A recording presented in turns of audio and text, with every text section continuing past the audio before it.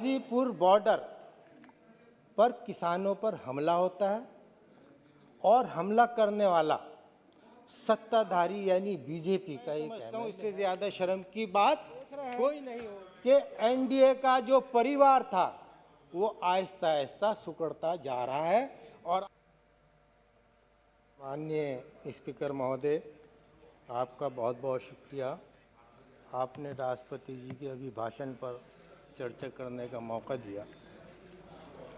सरकार का एक वादा था किसानों की आय को दोगुना करना, लेकिन इसके खिलाफ अभी पिछले बजट में किसान सम्मान निधि में किसानों के लिए 10,000 करोड़ रुपया कम कर दिया गया और इसके साथ साथ किसानों को 3 कृषि कानून दिए गए, जिसके खिलाफ आज पूरे हिंदुस्तान के अंदर आंदोलन चल रहा है। इसी को देखते हुए हमारे दिल्ली के चारों तरफ किसान लोग पिछले 2.5 महीने से ज़्यादा जमा हैं और उसके अंदर लगभग 200 किसान शहीद हो चुके। इसलिए पूरा भारत किसानों के साथ है, ये हम आपसे कहना चाहते हैं। इसीलिए जब किसान लोग नहीं चाहते और पूरा भारत चाहता है कि इन तीनों बिलों को वापस लिया जाए और इसके साथ साथ जो किसानों की मांग है कि मैं एमएसपी कानून बनाया जाए, तो आपसे अनुरोध है कि सरकार एमएसपी पर एक कानून बनाने का काम करे। ये तीनों कानून न सिर्फ किसानों के खिलाफ हैं, बल्कि ये मज़दूरों के भी खिलाफ हैं, गरीब लोगों के भी खिलाफ हैं। जैसा कि इस बिल में प्राविधान किया है,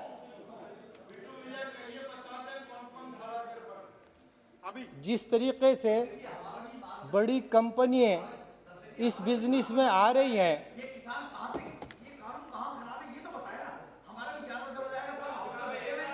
कहते किसान कानून खराब है। कानून क्या खराब है ये भी बताओ ना।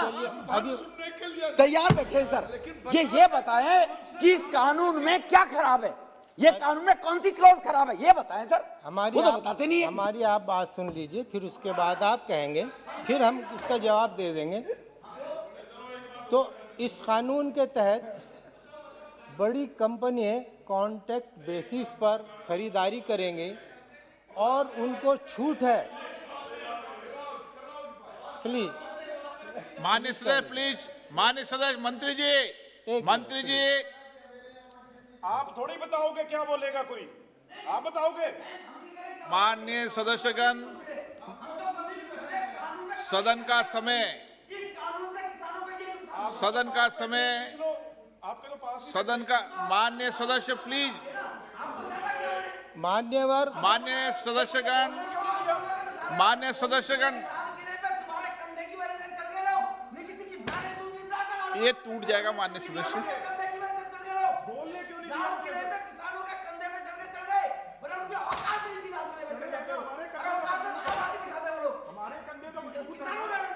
माननीय सदस्यगण, ये सरकारी संपत्ति है।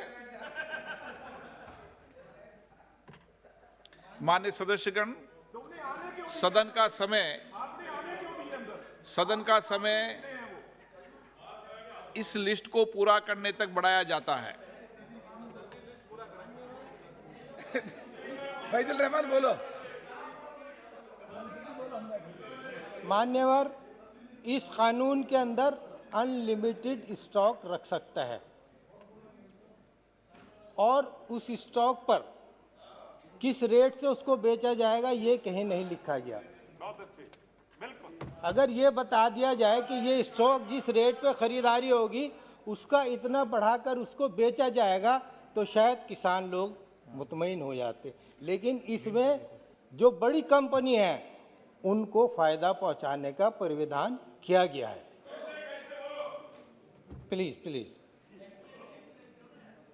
मेरा बड़ी मुश्किल तो बोल रहे हैं, गरीब लोगों को किस रेट पर बाजार में ये सामान मिलेगा, इसकी कोई गारंटी नहीं है।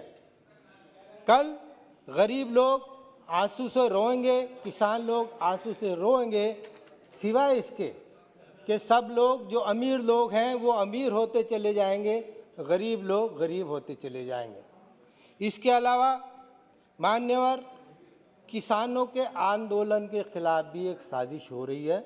जैसे कि हमारे बहुत से साथियों ने बताया कि किसानों को बदनाम करने के लिए लाल किले पर तिरंगे का अपमान किया गया, और जिस शख्स ने उसका अपमान किया वो आप और हम सब जानते हैं कि जो पंजाब से हमारे एमपी साहब है और भारतीय जनता पार्टी से जिनका ताल्लुक़ है, वो उनके कभी साथ रहा करते थे।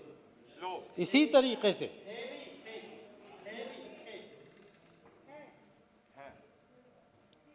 और इसके अलावा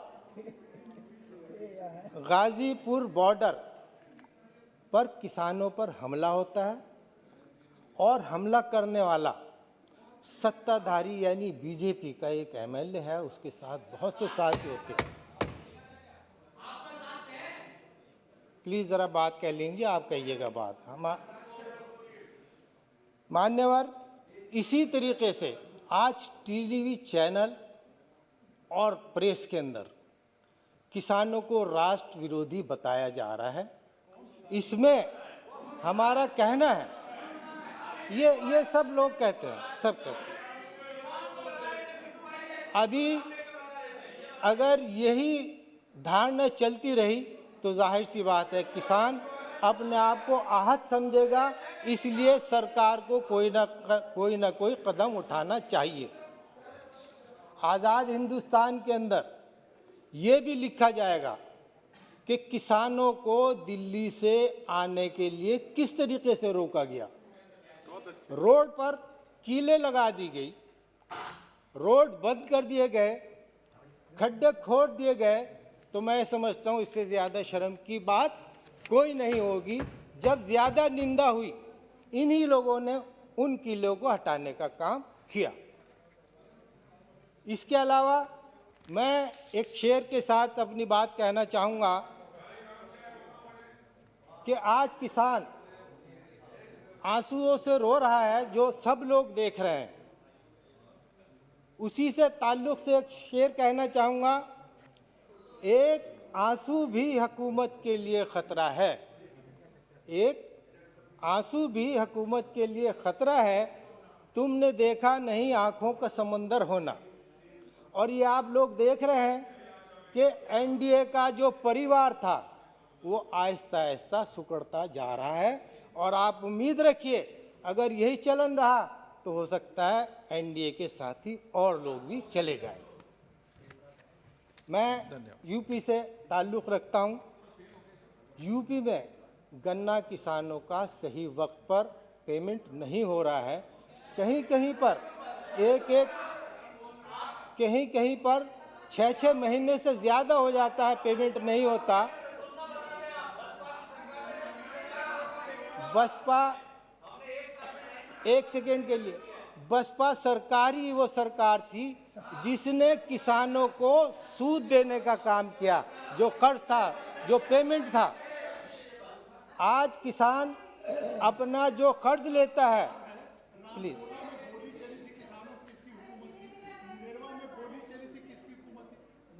अभी ये क्या हो रहा है दिल्ली के चारों तरफ, अभी दिल्ली के चारों तरफ क्या हो रहा है? आप बराए मेहरबानी बताइए, दिल्ली के तरफ क्या हो रहा है? आंसू गो स्क्रीन पर चल रहे हैं। अभी अभी ताजा मिसाल है दिल्ली के चारों तरफ। एक ही था। माननीय सदस्य प्लीज, प्लीज माननीय सदस्य प्लीज, इररिलेवेंट माननीय सदस्य ये प्लीज, लोग। माननीय अफसोस सदस्य की बात है। अरे भैया, इसका जवाब कौन देगा जो अब दिल्ली के चारों तरफ हो रहा है? आप इसका जवाब दीजिए। दीन क्रिया कोष जी, बड़े अफसोस की बात है, आप सुन रहे, पिछली बातें ला रहे, पिछली। आज किसान आपके खिलाफ खड़ा हुआ है, आपके खिलाफ किसान खड़ा हुआ, और यही है कि आज मजबूर हैं आप किसानों से बात करने के लिए, लेकिन बात नहीं बन पा रही है आपकी। धन्यवाद। मैं प्लीज दिन बस कुरिया एक और थोड़ा सा रहने दूं। अभी एक माननीय हमारे प्रधानमंत्री जी का नारा था, सबका साथ सबका विकास। लेकिन अभी इसी बजट में माइनॉरिटी समुदाय के लिए पिछले बजट के मुकाबले से 218 करोड़ रुपए कम कर दिए गए। दिन कुरिया और इसके अलावा Thank you, sir. मान्यवर Thank you, sir. Thank you, sir, for giving this opportunity.